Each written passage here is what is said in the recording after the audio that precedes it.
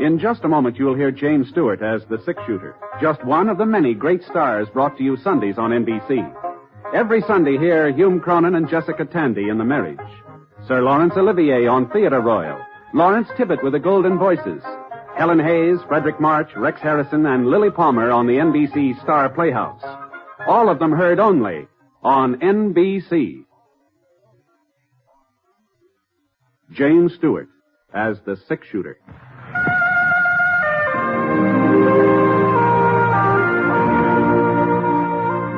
The man in the saddle is angular and long-legged. His skin is sun-dyed brown.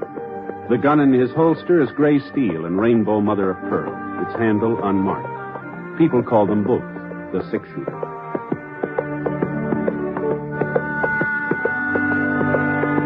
Coleman, America's leader in modern automatic home heating equipment, and the National Broadcasting Company present James Stewart as the six-shooter, a transcribed series of dramas based on the life of Britt Ponset, the Texas plainsman who wandered through the Western Territories, leaving behind a trail of still-remembered legends.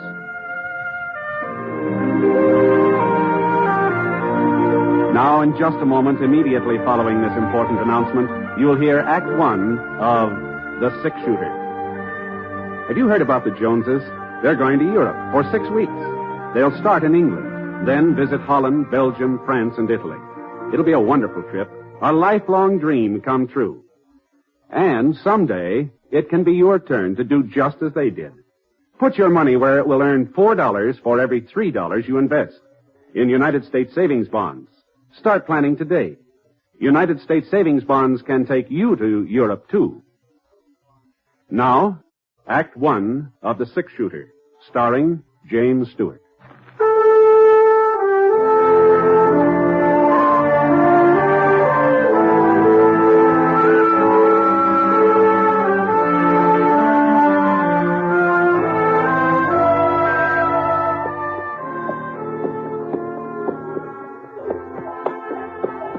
There were over 400 head in the McAdams herd, 400 white-faced Texas cattle, and only 3 of us to shove them along the trail to Abilene. But the McAdams boys had promised me a tenth of whatever the herd brought, so I signed on for the drive. And it looked like I was going to earn the money, too. There'd been a cloudburst the second night out. Now it sounded like we might be heading into some more bad weather. The sky was all black and purple, and the wind began blowing up little balloons of dust. Thunder made the steers restless. They still remember that first storm. They didn't like the idea of going through another one. All right, come on now. Come on, cattle. Hi-ya. Hi, cattle. I can see the rain now. It hadn't hit us yet. It's still a couple of miles ahead, but I could see it real plain. Streaking down across the sky like little silver lines on a gray blackboard. In the canyon where we were, the sun was still shining.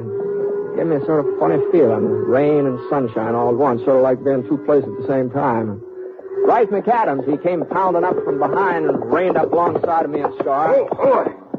What do you think, Britt? Well, if that wind don't change, we'll be getting wet inside of 15 minutes. Don't look like it'll change. No, afraid not. And I guess we might as well keep on going. It'll be easier to handle if we're out of this canyon when the storm hits. Yeah.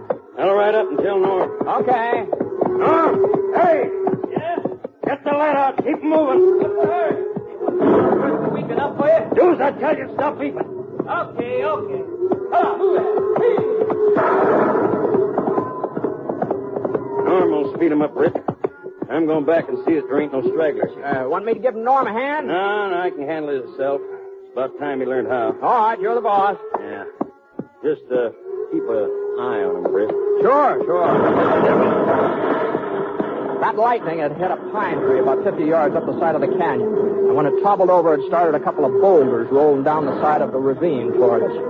That was all the cattle needed to set them off. One of the longhorns took a look at the rock and let out a bawl that told the other animals to get out of his way. Hey, stop them, Norm! Stop them before they stand. Life circled around and galloped over toward his brother. But Norm wasn't waiting for him. No. I saw him head up the slope of the canyon, and it looked to me like he didn't intend to stop anything. All he cared about was getting out of the way. So I dug my heels into Scar's flanks. We rode right into the middle of the herd. If I could split them in half, only part of them would tear loose, even in a stampede. Life was in front of the herd now. The lead steer turned off. A couple of more shots, and the rest will follow. There we are. I knew there wasn't going to be any stampede. Not now, anyway. Rife had stopped him just in time. It's night going, Rife. Somebody had to do it. Yeah. What happened to you? Horse bolted. Almost threw me. Yeah? Guess you were scared. The horse? That's what I said. Yeah. Well, here comes the rain. It looks like this is the tail end of it, though. Probably would have been more in a shower. We better keep moving anyhow. You take over up here, Britt. Norm will riding back with me. Sure. Your horse all right now? I guess so. Okay, let's go.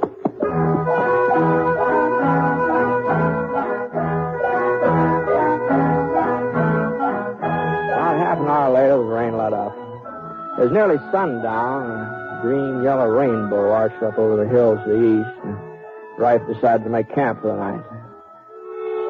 Neither of the McAdams brothers said much during supper, and afterwards Norm sort of moved off a couple of yards from the campfire and started playing his mouth organ.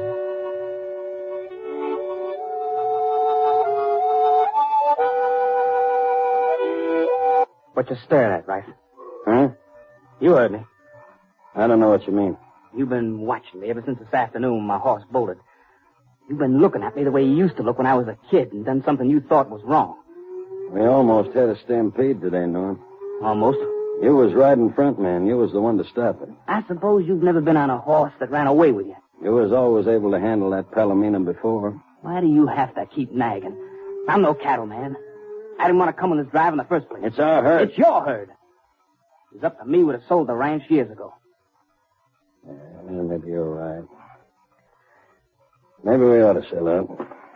We'll talk about it when we get back home. Hold up a minute. Thought it was my turn to look after the cattle tonight. It's been a pretty hard day. You're probably tired. I'll wait till... I'm no more tired than you are. Okay, Norm. I'll be over on that hill over yonder. Well, you're not serious, right, about selling out, are you? There's something in what Norm says. He's no cattleman. Well, maybe not, but you are. I can always get work somewhere. Carrie'd probably be happier in town anyway. Carrie? My wife. Oh, well, I didn't know you were married, right? Yep, last winter. She's staying with her folks in Bradley while we take the cattle north. Is that so? Carrie's a fine girl, Britt, younger than I am, about Norm's age. Young and pretty. You'll like her, everybody does. Yeah, even Norm.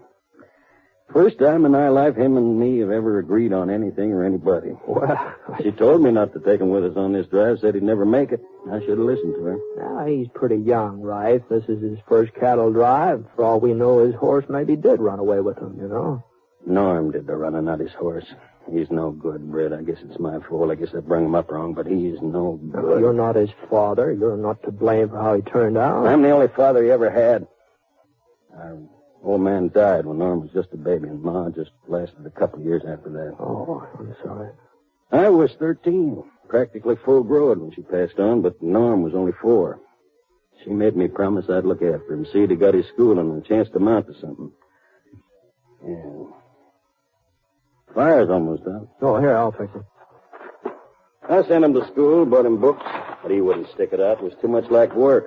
That's his real trouble, Britt. He's lazy, he's selfish. Expects everything to be handed to him all tied up in a fancy ribbon. Like this afternoon, he wasn't afraid of the cattle. He just couldn't be bothered stopping them. He didn't care that much. Well, maybe he's had it too easy, right? Maybe if the chips are down, he'd surprise you. Maybe. Well, I'm not making the same mistake again.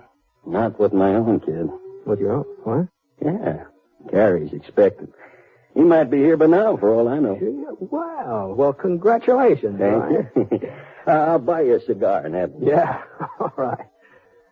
Oh, well, that's fine. Well, I guess maybe it's time to turn in, I think. I ain't very sleepy.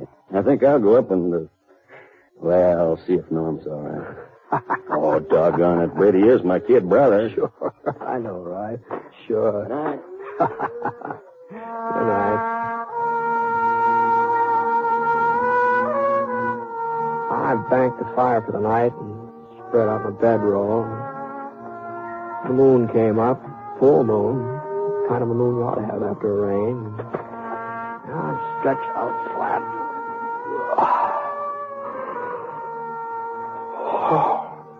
Well, except for a couple of rocks right in the small of my back. Well, I felt about as comfortable as a man has a right to feel.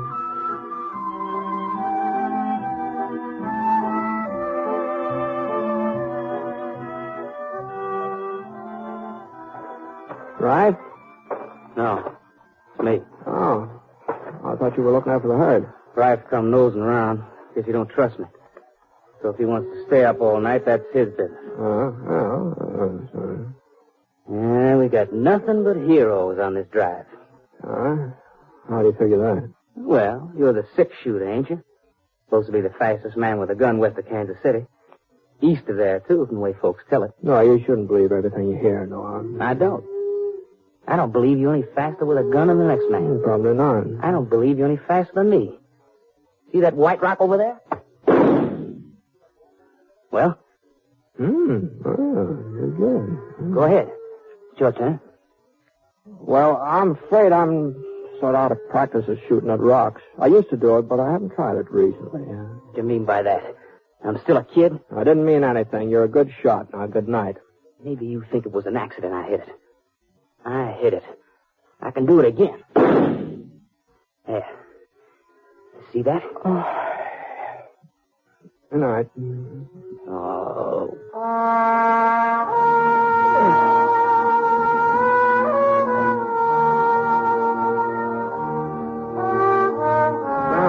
Damp and cold all night, but it didn't keep me from sleeping.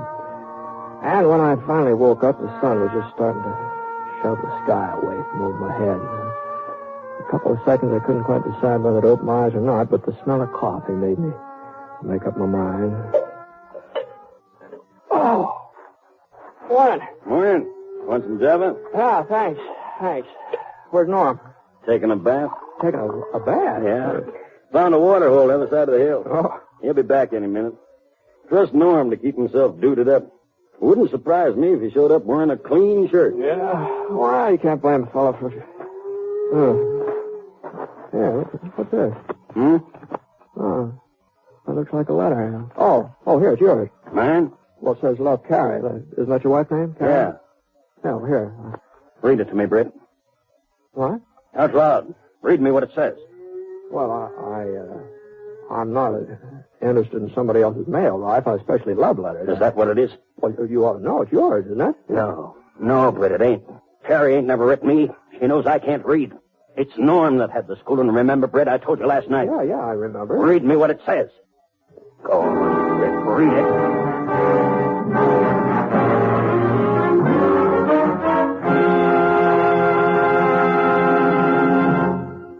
We'll return to James Stewart as the six-shooter in a moment. First, a word from Coleman, America's leader in modern automatic home heating equipment. You'll be glad this winter you bought a Coleman heater this fall.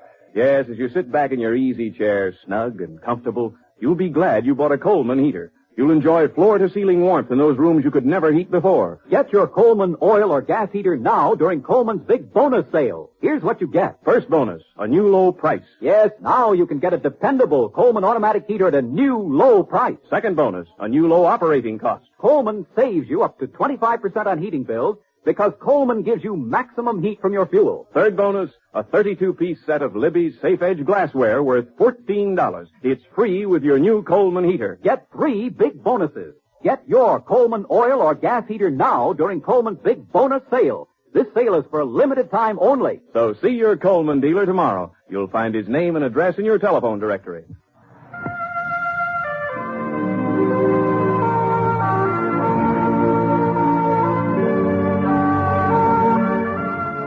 Now, Act Two of The Six-Shooter, starring James Stewart as Britt Ponsett. The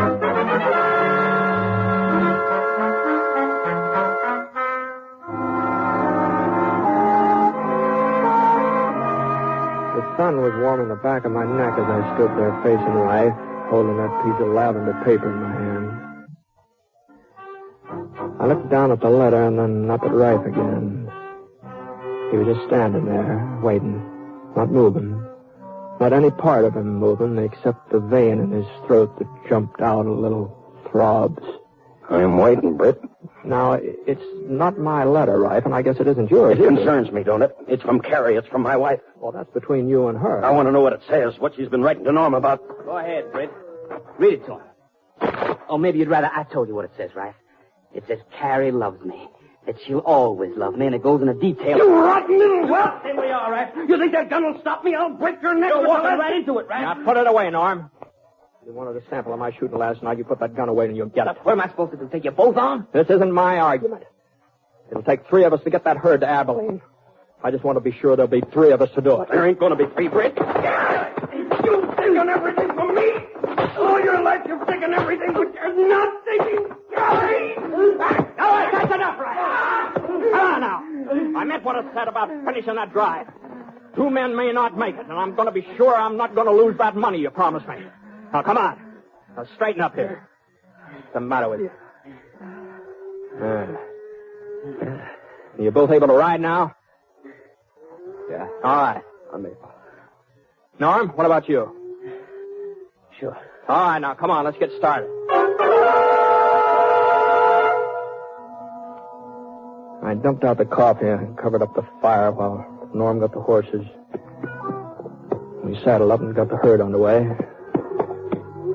Norm moved out to the front, and I stayed in the middle. Rife brought out the rear. I figured it'd be just as well if I stayed between them. I looked back a couple of times, and whenever I did, I saw Rife staring at Norm, watching every move he made. But he didn't say a word. All day long, he didn't say a word.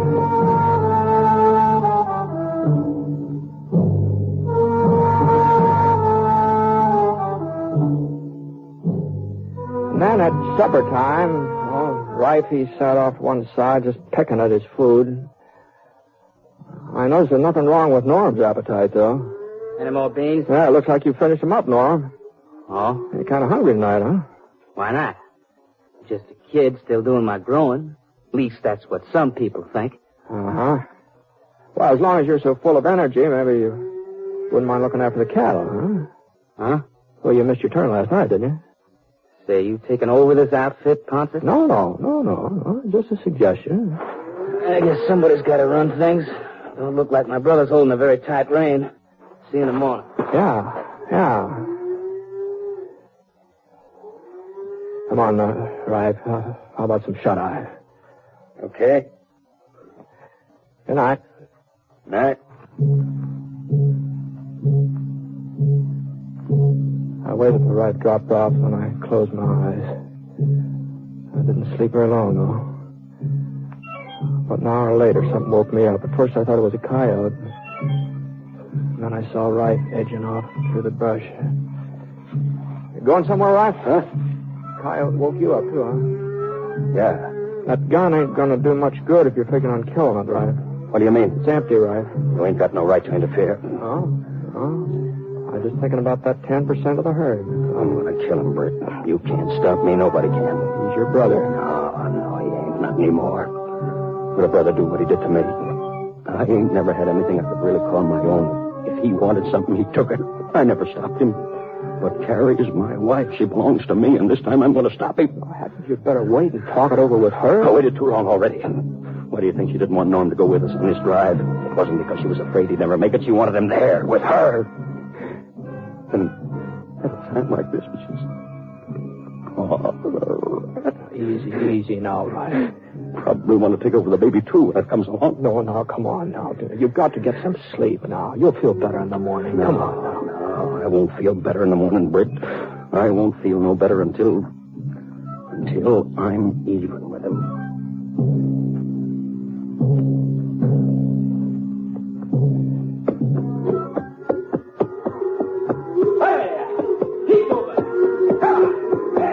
I guess none of the 3 of us got much sleep that night, and by noontime the next day, that saddle of mine was a little harder than usual. I'd been sort of keeping my eye on Rife. He was still riding behind me. But the sun was getting hot, and I was kind of drowsy, so I just sort of jogged along for the next few miles, not paying much attention to anything or anybody. The scar hadn't given me a jolt. Easy, boy. Easy now. I wouldn't have looked around, and I wouldn't have seen that we were coming into a gorge. It was very narrow, barely wide enough for the herd, and the rock walls jutted up at a sharp angle, too steep for a horse to climb. By the time I got my bearings, it was too late. This was just the kind of a place Wright was looking for. I couldn't see him now, but I knew he was doing the firing, and I knew why. He was trying to stampede the cattle. And there in the gorge, Norm wouldn't be able to get out of the way. There was no chance of getting back to stop Wright. All I could do was just jam right into the middle of the herd. Come on, boy. Now, come on. Come on. Come on. Smart got his way past a couple of steers. I tried to keep them under control, but the ones in the rear started pressing forward in earnest, and there just wasn't no holding the rest of them. And we was right in it now, a real stampede. This was Wright's way of killing his brother, and I wasn't so sure I was going to fare any better than Norm. A couple of the cows shoved against us, almost toppled us over. Scar was pretty certain to lose his footing before we could get much further, and I jerked out my gun. I cleared us a little path, but the cattle plugged up before we get through. All of my shooting was just making things worse. There was nothing to do now but just give Scar's head. Let him run with it. I didn't have time to worry about Norm. I didn't know what had happened to him. I didn't even think about him until it... Hey, that wasn't right firing. That wasn't right firing. That was from up ahead. Well, the herd was half crazy now. They'd been shot at from all directions. They didn't know where to turn now. I rose up in my stirrups and looked forward. Norm was holding his ground at the mouth of the gorge. He could have gotten away, all right, but he was holding his ground. I hadn't lifted myself up. Maybe I would have been able to hang on when the cattle twisted around and started changing direction. As it was, Scar held his ground, flattened out behind a rock. That was the only thing that saved my neck. I rolled under him. The cattle just swung around and started heading back to the water.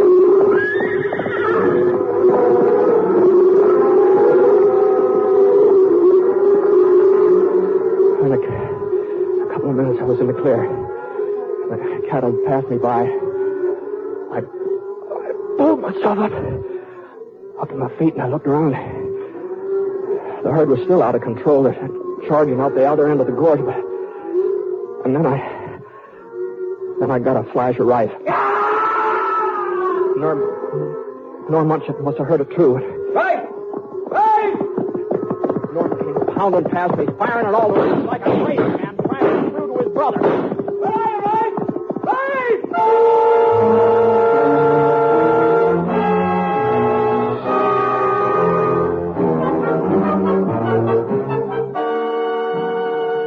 The herd had moved on almost out of sight now before I saw Rife again.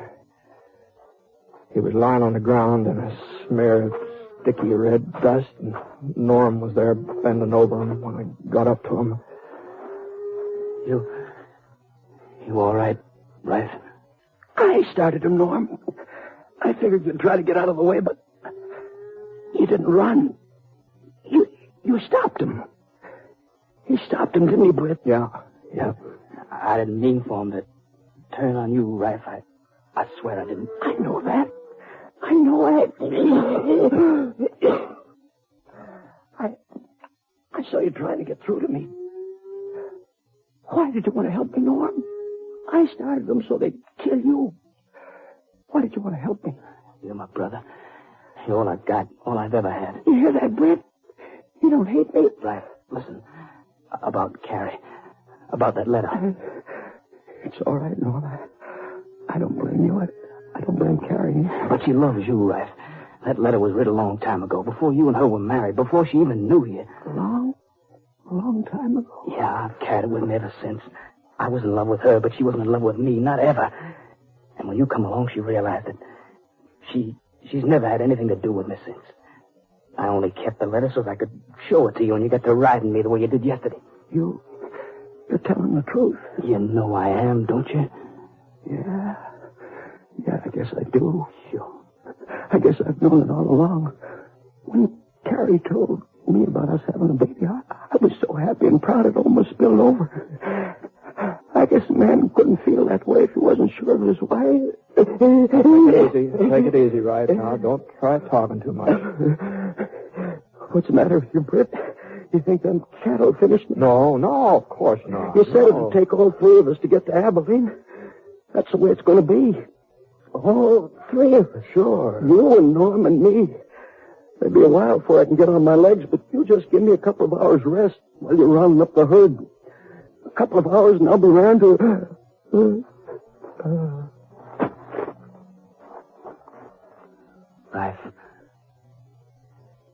Life. He's dead, Norm. But it can't be. He was feeling better. You hurt him. Well, a man don't always know when he's dying, Norm. Sometimes a man's lucky. Britt, Yeah. It's only kids that cry, ain't it? I guess this makes me a kid. Oh, I wouldn't say that, Norm. I'd say you've done a lot of growing up today.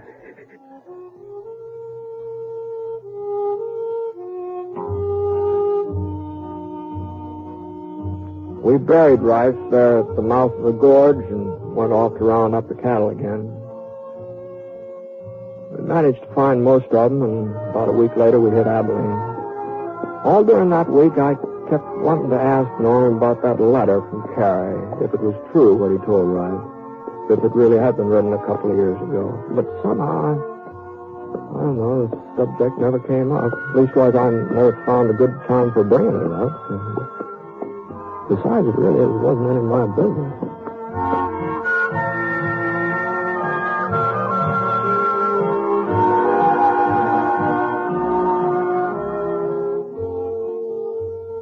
Beginning tomorrow night, Fibber McGee and Molly return to the air in a new series of programs. Yes, beginning tomorrow night, you'll hear those wonderful folks from 79 Wistful Vista, Fibber McGee and Molly, every night, Monday through Friday on NBC.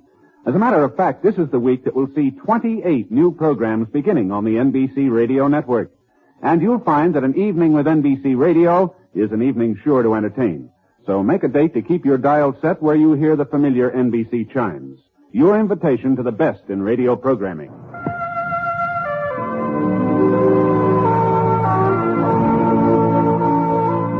Coleman, America's leader in modern automatic home heating equipment, and the National Broadcasting Company have presented James Stewart as the six-shooter.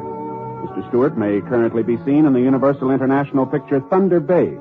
Others in the cast were Lou Merrill and James McCallion. The Six-Shooter is an NBC Radio Network production in association with Review Productions and is based on a character created by Frank Burt, and today's transcribed story was written by him.